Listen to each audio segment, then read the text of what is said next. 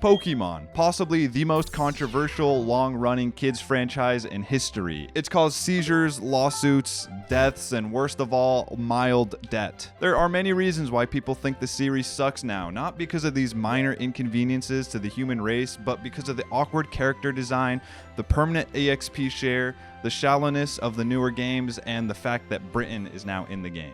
Although I agree that all these things are part of the problem, I believe there is a bigger issue that's causing the downfall of the series. These are just the symptoms. Pokemon has lost its magic, or game's not good no more, because the original vision of Pokemon has been lost. Today we'll go over what that vision was, how it faded away, and how you can make $200 in under 1 week. The spoiler alert on the last one, the answer is to just get a job. That's the easiest way. First, we need to understand what the actual vision of Pokemon originally was. Satoshi Tajiri, the creator of Pokemon, grew up catching bugs in an area of Tokyo that was still rural at the time. The country of Japan knew that if Tokyo stayed that way, guys in their 20s wouldn't be using photos of their city as their computer wallpaper decades later. So they developed. As the city advanced, the habitats that the bugs lived in were lost due to urbanization. Rather than be a boomer about it, Tajiri aimed to recreate what made his childhood so special for the kids growing up in modern-day Tokyo, and the idea of Pokemon was born. He conceptualized and developed the idea with close friend Ken Sugimori. After many failed pitches and some help from Shigeru Miyamoto himself, they would eventually get to create a Game Boy game alongside a small team. I don't know what the point of this bit was. Pocket Monsters took place in Japan. You caught creatures and bugs, and there was a central theme of emerging technology. All of these subjects were very close to the original development team. They saw technology rapidly changing right in front of their eyes through the 70s, 80s, and 90s, especially in Japan. Speaking of Japan, they took inspiration from their surroundings and their childhoods to create a cohesive region. Now, I don't know how common it is to just stand still and wait until someone walks in front of you to interact with them in Japan, but there's a lot of that in here. The team created a bunch of Pokemon based off of bugs, animals, and monsters, drawing inspiration from childhood shows and traditional folklore. All of these ideas came together to create Pokemon. Can you guess what happened next? The games exploded in popularity. I don't need to do the whole showing you the news clips from the 90s of Pokemania.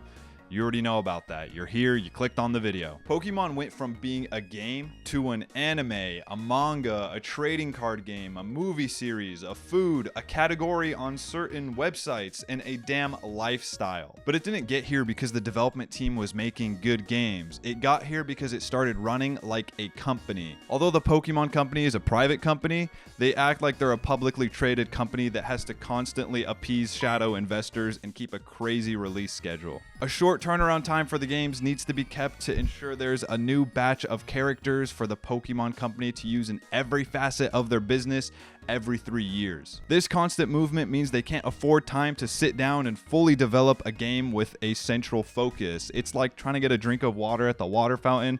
There's that one damn kid behind you who keeps tapping you, calling you a water hog.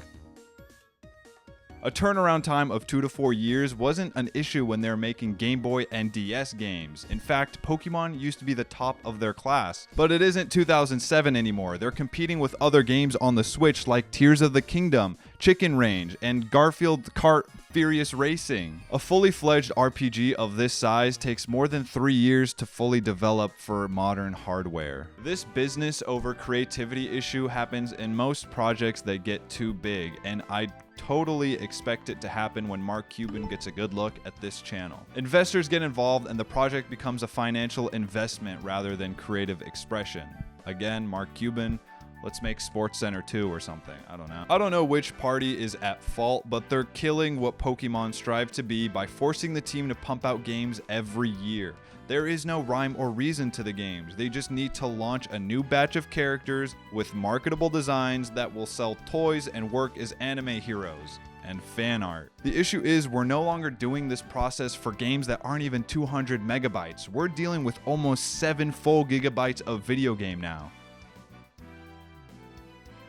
That seems a little small for how much we're struggling. The loss of graphical limitations are also behind Pokemon losing its original vision. I know that might seem a little random, but stay with me now. When the series started, everything was designed for a screen that was 160 by 144 pixels. Let me help you understand how small that really is.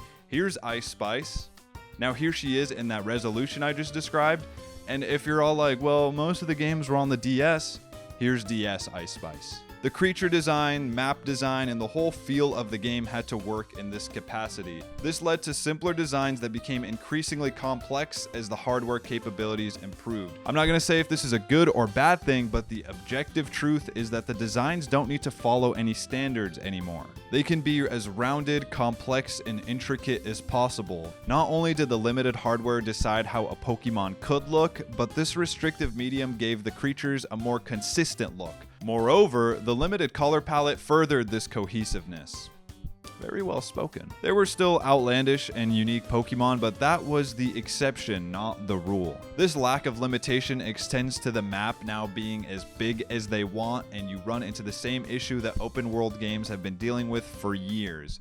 Just because you can make a map big as hell doesn't mean you should. I was expecting you to chant that with me. Whether you like big open worlds or tightly designed routes, you can't deny the fact that Pokemon and a lot of other games' open worlds typically have less to do, look worse, can be boring to explore, and are less atmospheric.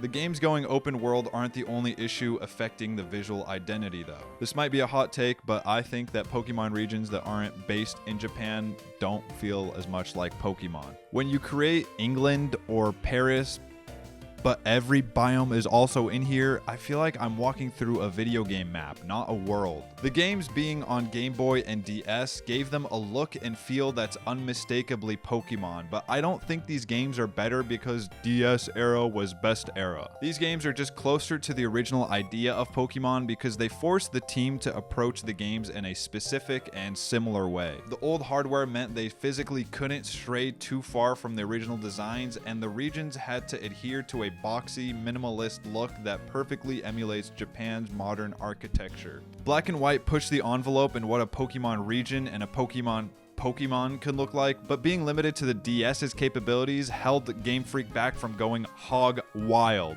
With the company and scope of each game growing, the team also grew, which brings us to our most important point. Oftentimes when the team behind a project gets too big, the original vision that made the project special can get lost. And that's why, Ticho, you should let the group project just be me and my friend, because if Sarah gets involved, it's going to throw off the dynamic a little bit. The vision gets diluted, ideas go through a game of telephone, and people try to insert their own vision. And whoever's vision this was, don't leave them alone in a room with your daughter. Ken Sugimori has been involved with the design and art of Pokemon from the beginning, except for the last 3 games where he took a step back as supervisor. He was key in the visual feel and identity of the game, so as the design team grew with every generation, his style and input held less weight. Again, I'm not saying it's a good or bad thing, that's just what happened. On top of that, I'm aware Sugimori wasn't the sole designer for the original games. Atsuko Nishida was behind many iconic Pokemon. The point is, the team was much smaller and worked closely together in the earlier generations. They knew what Pokemon was. Not just the design team, but the whole dev team spent years developing Tajiri's vision and grew to deeply understand it. Probably. There's no written record of that, but that's just kind of how things work, so I'm assuming that's how it worked here. Some new designers grew up with Pokemon, and they go about designing them in kind of a meta way where they're designing a Pokemon rather than a creature or living animal. I'm not trying to pin the blame on anyone specific, this is just what objectively happened to the series as it grew. And yes, I know, not all Pokemon are based off living things. I get it. The look and feel of Pokemon is not the same that it once was, and that's totally expected. The original idea was developed over 30 years ago at this point. Maybe this is what the original team wants. Most of them are in very influential roles in the company today. Maybe there is no push from the shareholders, and maybe my friends do like hanging out with me. I'm just overreacting to a comment from 2015. You see how stupid both those points sound? Either way, I still feel like a loss of focus is the reason the quality dropped. Not the bad graphics or missing Pokemon. But don't get me wrong, those are part of the problem, I know. The team don't know what Pokemon is anymore, and they can't create an overarching look and feel for the people, architecture, regions, and Pokemon. Counterpoints are coming up in a sec, so just chill. They want to be realistic, but also stylized. They want you to explore, but they don't make exploring fun. They want to make monsters and creatures, but also humanoid, cutesy protagonists. The series has developed and progressed. I know it should be different, but it shouldn't feel so messy and lifeless. Arceus did a good job fighting most of these issues, and most of the new games do address 1 or 2 or 3 of these things. It's just not enough. I know variety is a big part of Pokemon. It's kind of like the biggest part of Pokemon. Creatures in the same generation looked different. Regions had variety, but they still felt cohesive and focused. I don't know how many times I'm going to use those words. The Pokemon used to be at the forefront of the mystery in the games. It wasn't about the dumbass characters that no one likes. That's what made exploring these regions so thrilling and the mediocre stories still interesting. Area Zero and that storyline in Pokemon Scarlet and Violet really did kind of scratch that itch for me again, but we all know how the rest of the games were. Not to mention how ugly these legendaries were in the post-game, or mythical Pokemon. I don't know. These are ugly as Pokemon's original vision has been diluted across a growing team that's not sure what these games are supposed to be. They're seemingly forced to push out a game every year or two. I'm not even arguing or saying that the games have to be what I want them to be or what you want them to be or what the fan base wants them to be. I'm just saying they have to actually be fleshed out, cohesive, and believable. Subscribe for weekly videos about whatever the hell. It's usually gaming related, so you'll probably like it. Comment what your favorite Pokemon generation is. Is Gen 6, are people starting to like Gen 6 now because it's hit 10 years? I know that's how the cycle works. I'm a big boy now. Or just comment whatever your favorite game is. Maybe it's not even Pokemon. I don't know. Just let me know. Thank you for watching.